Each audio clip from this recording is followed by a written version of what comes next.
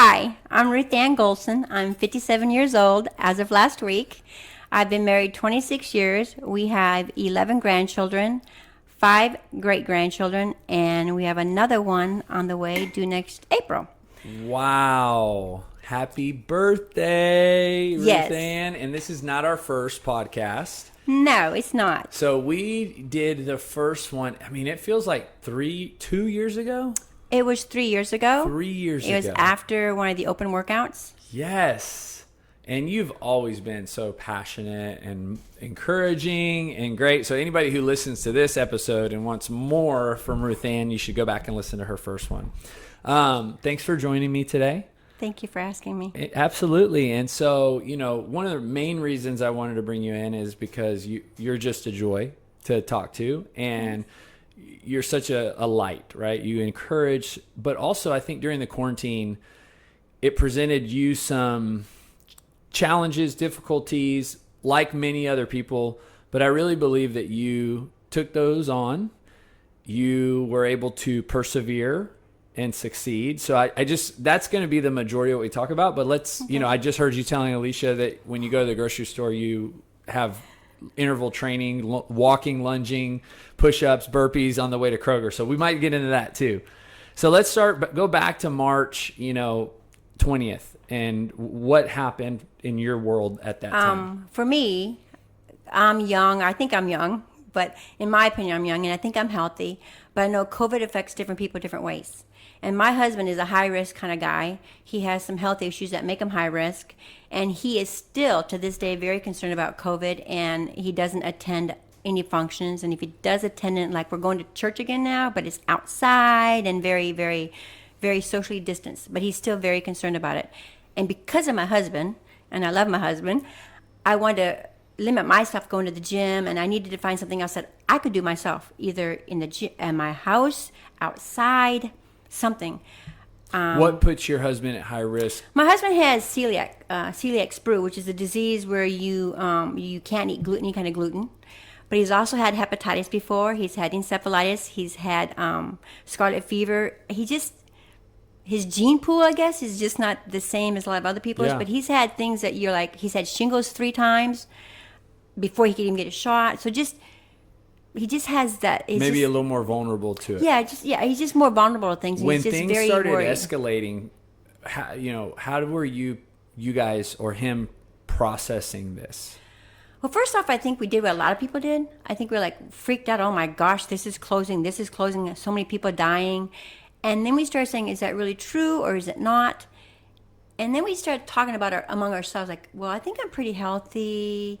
And so we need to watch out, one, for ourselves, but what can we do to ourselves to stay healthy? So one is not to come to a regular kind of organization such as CrossFit, where there's a bunch of people that might be there that may or may not be sick, but maybe they came in contact with someone that's sick. So you got to limit yourself. So I won't lie, I did try to do the Zoom classes with the coaches, but I didn't like them. Yeah, it was hard. They're in my extra bedroom, which doesn't have any furniture in it because it's just the extra room that we had. But it's air conditioned, and there's just, I don't know. I tried it, but it just wasn't for me. So I was looking at the workouts, and then I was able to find a Facebook page that offered at-home workouts during COVID. So that kind of started it. I was like, okay, what are they doing today? And then I started thinking, you know what, Ruth Ann, you can do this yourself. You can do this. Simple things, i.e., Robert, your coach, Robert. He was my assigned coach during COVID. Like, hey, I'm checking in on you today. What are you doing? Giving me tips. So I would tell him that I'm going to go on a bike ride today. I'm going to walk to my grocery store. And my grocery store from my house and back is 3 miles. Not a bad walk, but you walk down there, you pick up your groceries, and walk back. But I said, well, how can I make this better if I just go to the store? So I said, you know what? I'm going to call it my light pole workout. So the first time I did it, at every light pole on the way up there, because I didn't want to get sweaty. Okay, I got to go grocery shopping. So at every light pole, I did 5 air squats. Not a big deal. Just every light pole I passed, I just stopped and did 10 air squats, I'm sorry. And then I went and got my groceries. And on the way back, I said, okay, well, what can I do with this? I said, you know what? I put my grocery bags down. I did 5 burpees. I was like, okay, that's pretty good. And maybe a fourth of a mile from the house, I was like, I'm done with this. And I was like, nope, can't quit, because if I quit now, I'm going to be so mad tomorrow that I didn't finish this workout. So I just continued every light pole, putting my grocery bags down and doing my 5 burpees. And when I got home, I took a picture of my grocery bags and sent it to Robert. Hey, Robert, I'm doing my workout. How many light poles? Well, I didn't know that until the next day. I drove it. It's 42 light poles one way. So you did 400 squats, or I guess you did on the way there, so about 20. I did 420 air squats. And then on the way back, how many burpees? 210 burpees, because it's 5 at each. I know. I think if I would have counted them beforehand, I would like, oh, there's no way I'm going to do that. And you walked 3 miles. Yeah, but did you sweat?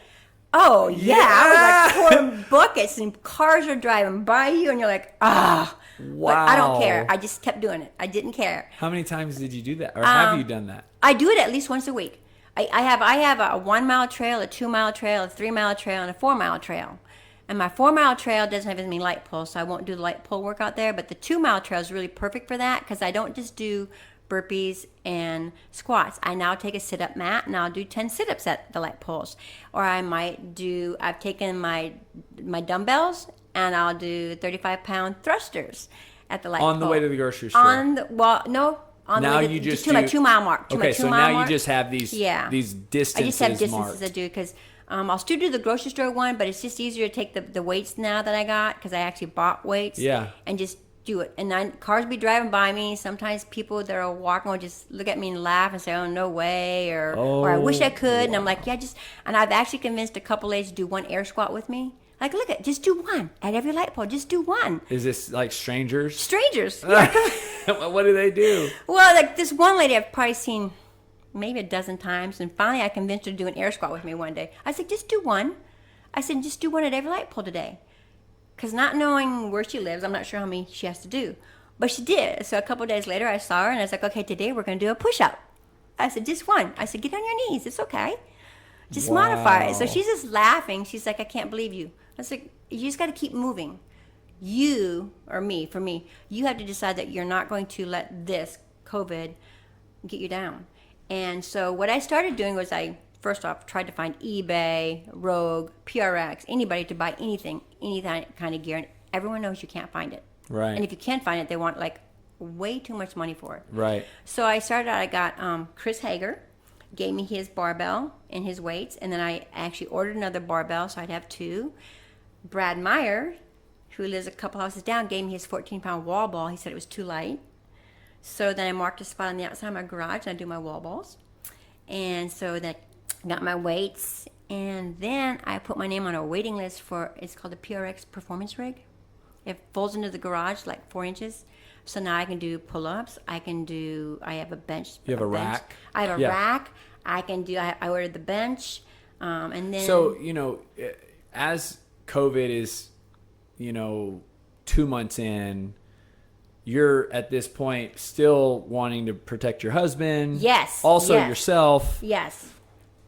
You're doing these workouts. I think you've always had, in my opinion, like a really passion for fitness. I've seen that. Even from our last podcast, you even talked about you love to coach. I love to coach. You're just an inspiration. So how do you think in this time, when you say that maybe some people were discouraged and didn't do anything, where did you find your inspiration? I think part of it's age. I spent 20 years in the Marine Corps, and not everyone knows that. Sometimes people are surprised, but I think because you had to be in shape all the time, that it becomes a part of who you are, your mantra. I think maybe growing up in a big family where you had to always do stuff, and nobody can be lazy in a big family, unless you're the baby, and I wasn't a baby of the family. You have to be a part of something. You're always pushing to get stuff done and pushing to improve yourself. So I think you and I talked earlier about some people are just born that way, that you want to keep improving yourself. And so that's what I want to do. And I'm not going to lie, Charlie. My improving myself is a lot different today than it was 3 years ago or even 2 years ago. How so? Well, 2 years ago, I had a torn meniscus. And so I had to have I had surgery on that. And I literally did not come to the gym for like 4 months. And when I came back, the doctor said, okay, no more box jumps. And do things like squats or lifting, depending how your leg feels that day. And I did come back to the gym, and one day only did I do box jumps, just to prove to myself that I could do them. And the workout that day was like 5 rounds, and you had to do box jumps and run. I did the first round with the box jumps, and after that I said, okay, Ruth Ann, I don't want a knee replacement, just do box step-ups. So my new better is box step-ups. It's not box jumps. I love watching the box jumps. I love watching athletes do it. I'm just all in awe of them. Has that been difficult for you, or it sounds almost like you are at peace with it? I wasn't at first. I won't lie. When I first had my leg injury, the coaches here were really good. Hey, Ruth Ann, come ride the bike. Come do this. Come do that. And I came to like 3 workouts, and I literally was so angry inside that I couldn't do the box jumps, that I couldn't do the back squat with the weights that day. I was like, okay, Ruth Ann, this is not good for you. Just don't come to the gym, because when you come to the gym, you get mad because you can't do what everyone else is doing. So I just went home and I said, okay, I'm going to walk. Or I jog, but I don't run fast, because again, jogging's okay on the knees, but the running fast was, and so I had to learn that, okay, I can no longer do my 7-minute mile, or maybe not even my 8-minute mile today, because it doesn't feel good, but I can still do it. So I think the fact that we didn't come to the gym because of COVID, and I couldn't go to the gym because after I had my knee surgery, that it gave me that time in between to realize, okay, I don't have to be at this super high level anymore, that this is my new high, but I'm okay with that. If I know that I'm actually pushing at that level, if I'm not down here, this is my new high, and I'm trying to get there every time. What is the key ingredient, in your opinion, to a great workout? When you get done, when I get done, I'm sweating. My pulse is I can feel my pulse going fast, or when I feel like I can't go any further. I did a workout this Tuesday. I got my rower Monday. Super excited. I put the rower together Monday afternoon. I thought I would need help, but I didn't. And so I purposely went online and looked for a workout that would use my rower. And so it was a workout of 5 rounds of, you did thrusters, box jumps, but for me, box step-ups, because I know how to modify. And then what was left of your 3-minute time, pushing as hard as you can on the row. So I got my first round. I was like, oh my gosh, I can't hardly breathe. And so you sit there for like 30 seconds, like, okay, now you got a minute left, because you got to go back to the thrusters. It's work 3 minutes, off 3 minutes. But it was, for me, it was an adrenaline rush. Like you're so tired you can't hardly stand up from the rower, but you can't wait for the next round to begin.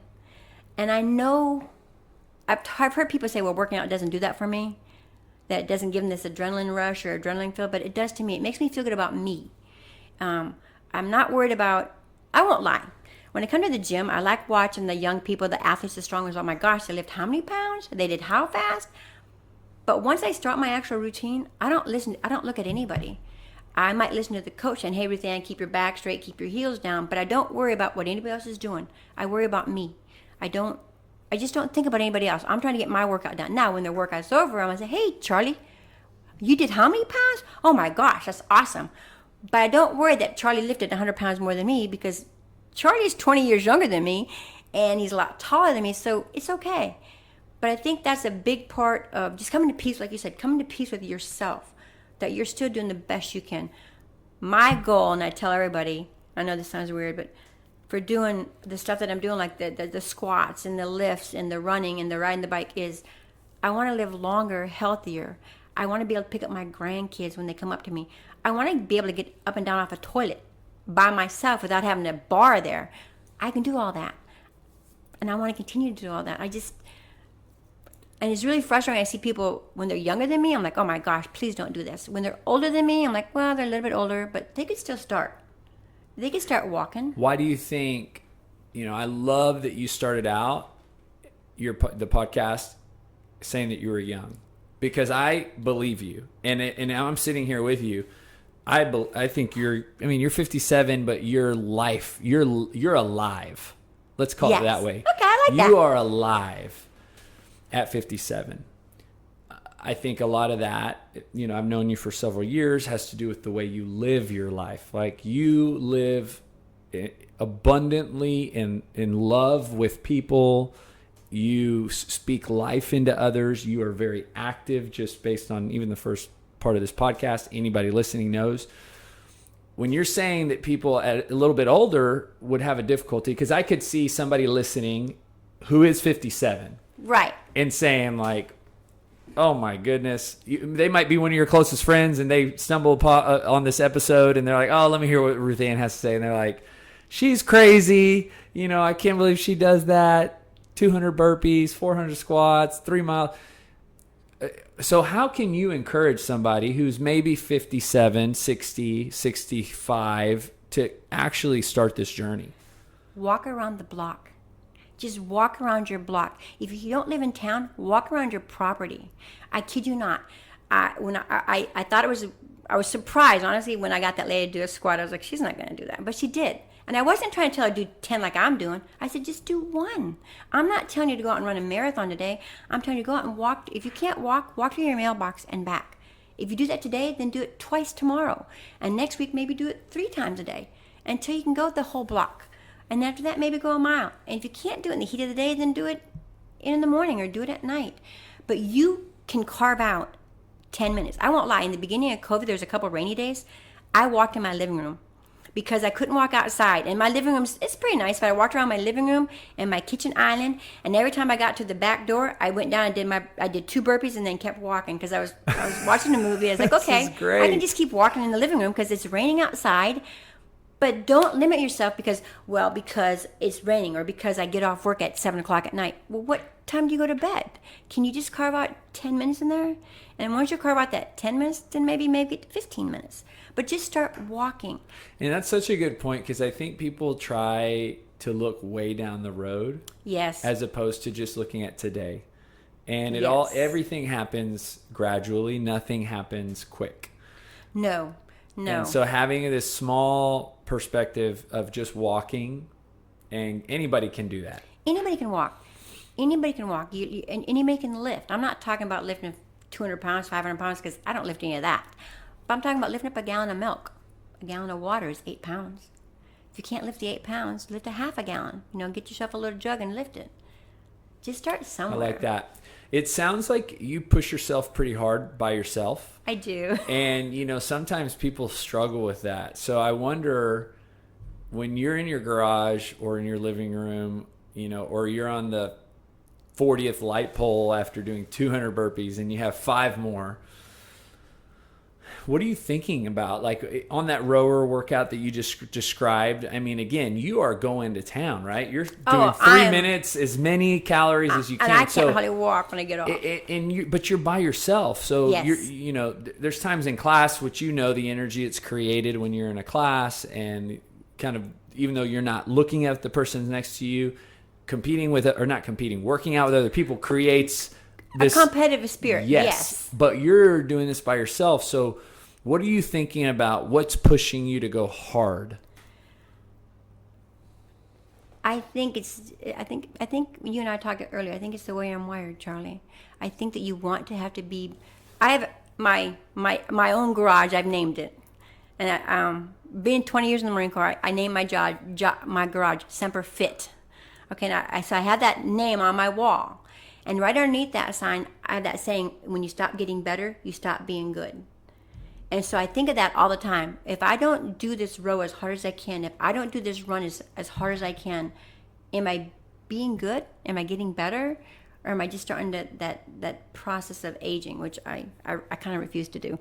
But I think that pushes me. That's that's why I have it written up there, because I really believe it. I have 2 different sayings, and that's one of them. So for people who are not military people, what does that mean? Semper Fit? Well, actually, Semper Fit, I just came up. Semper Fi is the Marine Corps motto. It means always faithful. You're faithful to yourself, you're faithful to your Corps, the Marine Corps, and you're faithful to your God, country, and Corps. And so it's always faithful. So Semper Fit to me means always fit.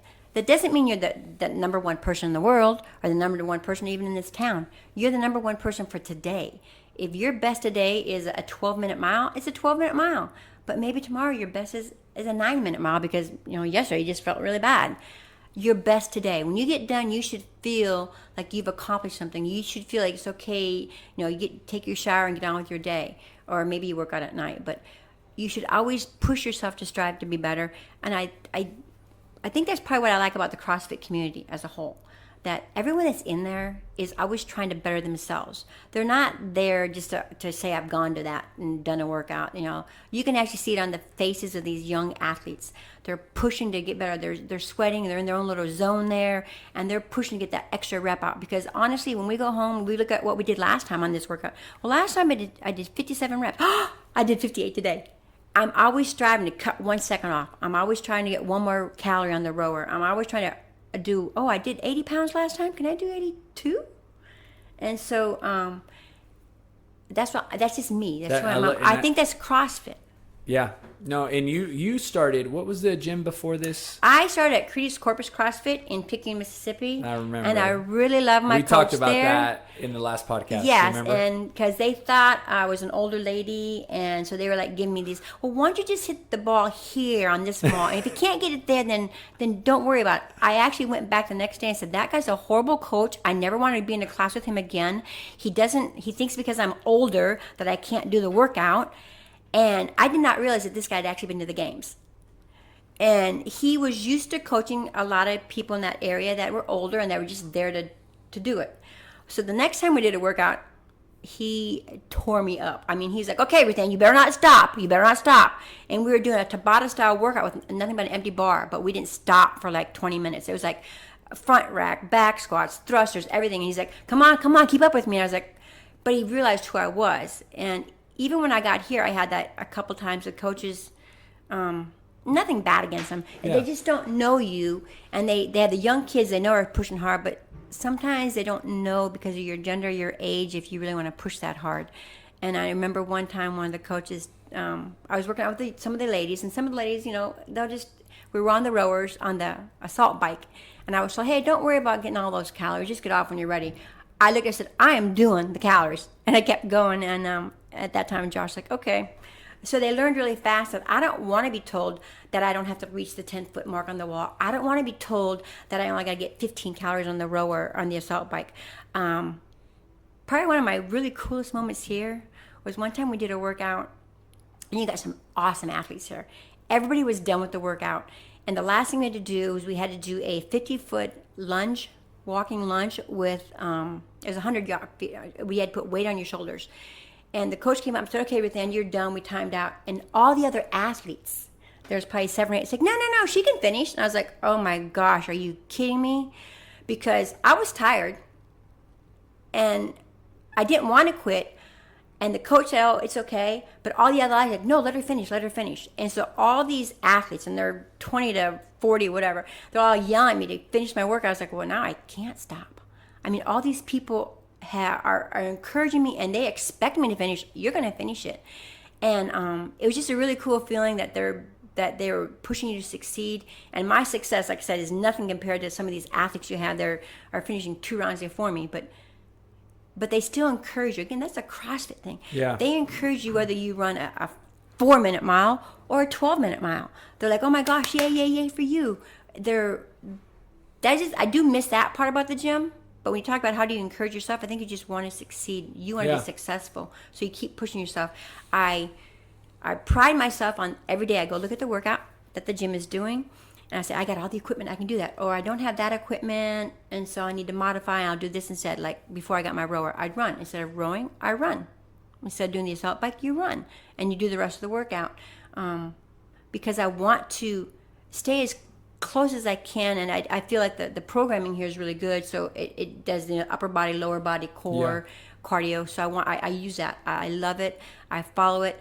I write all my workouts down. I highlight the ones that I've done really good on, or I'll put my little notes. Next time, go 5 pounds harder, higher, or next time, I love it. I make my own notes. Yeah, you're into it. I want to stay good. Yeah, and I don't want to. So a question comes to mind, and I can relate to so much of what you're saying, but I think sometimes people get so much when we share our struggles.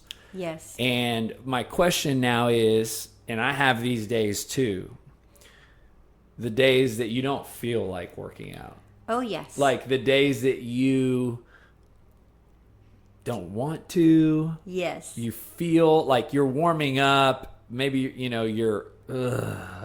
so how does Ruth Ann handle that? Well, there's two kinds of days like that.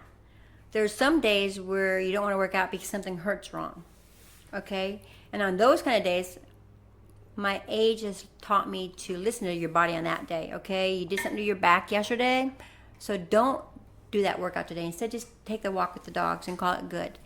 But there are days, I won't lie, that you're like, oh my gosh, I gotta go do, because I have 2 workouts a day, sometimes 3.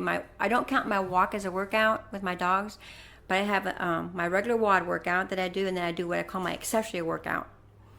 And I was like, do I really want to do this, Ruth Ann? And in the back of my mind, I'm like, okay, what I've read is that it takes 30 days to get a new habit. It takes 30 days of consistency, whether it's, riding a bike or running or lifting, to keep that habit. But it only takes 3 days to break that habit. So in the back of my mind, I'm like, do I really want to start this 30-day cycle over again by taking the day off? I don't want to start over again. I don't want to go back to that lower level, which is less reps or slower speed. So I'm like, okay, I don't want to do this. But once I get out there, I started. So okay, I normally start with my single unders, then I go to my double unders, then I do my sit-ups and my burpees. Those are my daily. It's like a warm-up.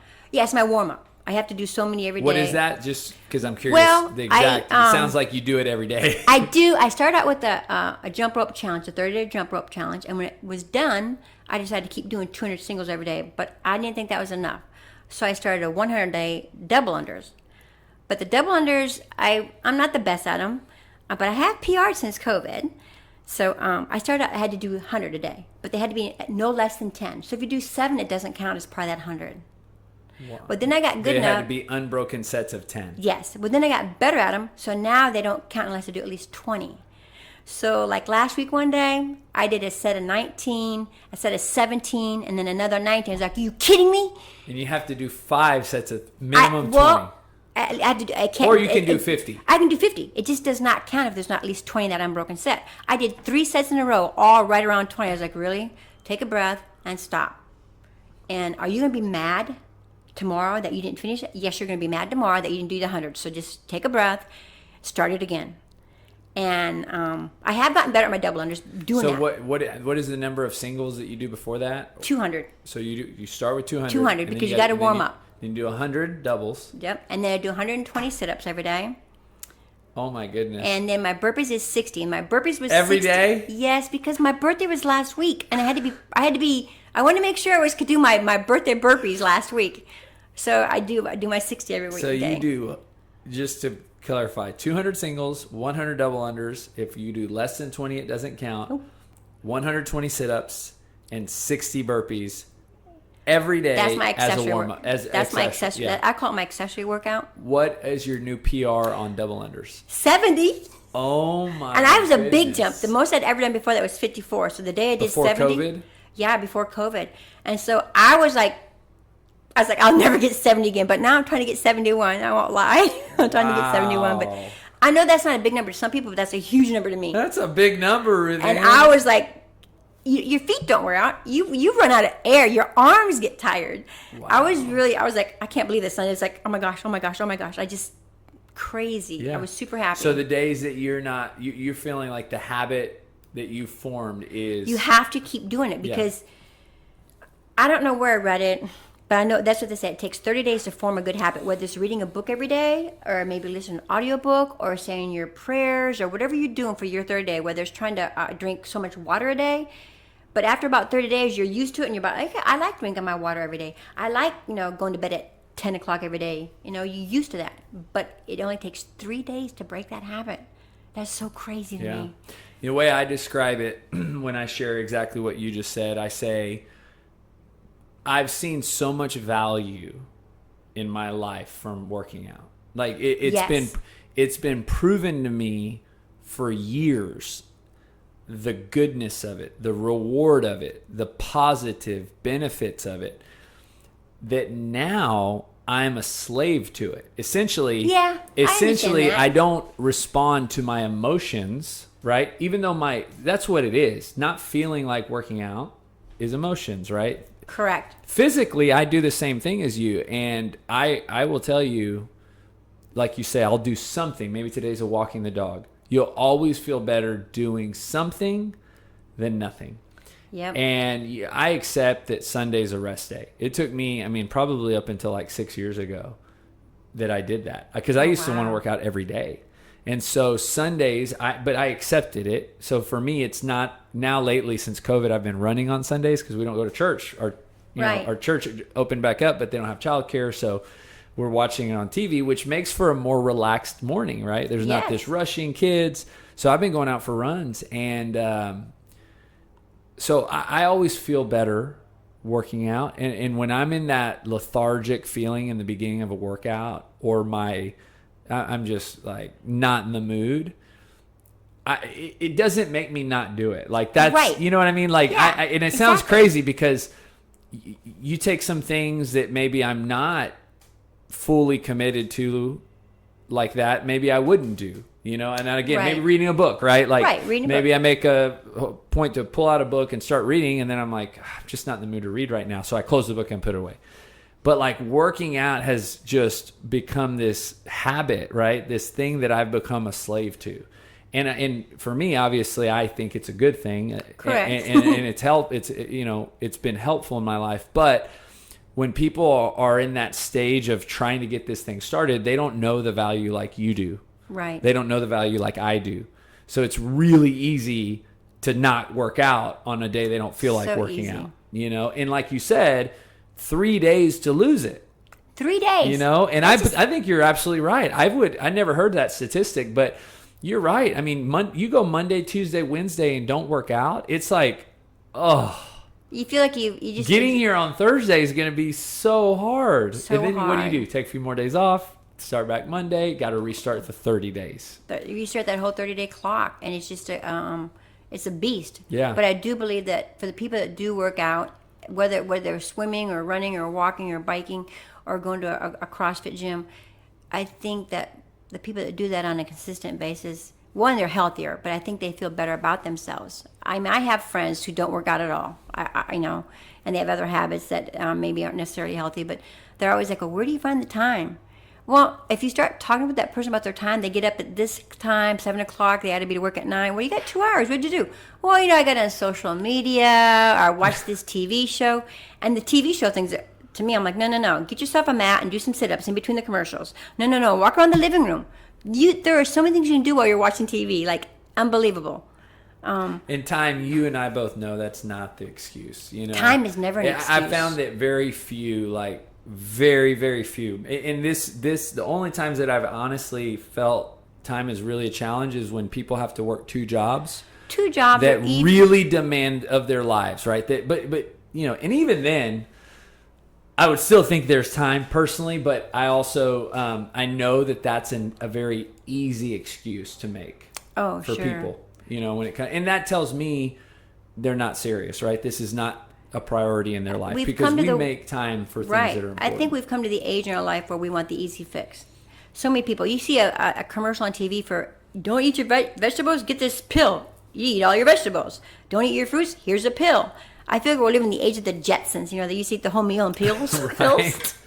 I was like, well, why would you want to eat the fruits and the vegetables? To me, they're good, but I'm like, wow, people really have to take a pill to do that? Mm-hmm. Because we want the easy fix. We don't really want. There's no easy fix. They think that take this pill, you'll lose the weight and you'll look really like a supermodel. And then you look at these young athletes, like, man, they make it's so easy. It's not easy for those athletes. Those athletes train, some of them, these professionals, 8 and 10 hours a day. I don't have 8 or 10 hours a day to train, so no, I'm not that super athlete. But I can find my time on my day to do my workout. I'll be sad when I hate to say this, but I'll be sad when they tell me I gotta go back to the office to work, because right now I'm working from home. Yeah. So I get up in the morning and I walk my dogs, go back home, and I check my emails, do some emails, go back out to my garage and do my accessory work, go back in the house, do some more work on the emails, go back to the garage and do a workout.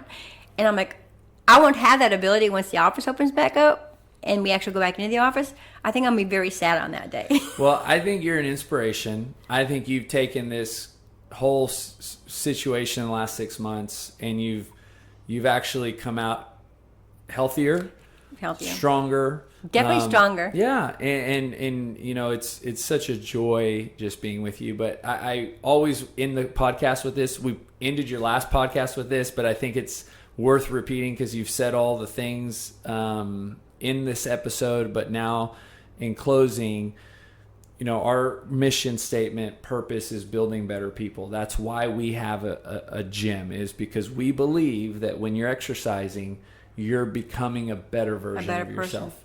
And so how is that true for you personally? Oh, I believe that I'm a better person than I was 6 months ago. I think every day I start to be a better person than the day before, whether it's working out, whether it's my relationship with my husband or my children, or my relationship with God. I'm always trying to be that better person. And I think that's the kind of people you find in this community, the CrossFit community. I know that sounds really weird, but I do believe that. I think it's people that want to build themselves better, and not just build themselves better, but build somebody else better. It makes me happy when I can make somebody do a squat that I don't even know in the middle of the sidewalk, or I might have a friend come over and we do a workout together. It makes me happy that I'm hoping that they're becoming a better version of themselves.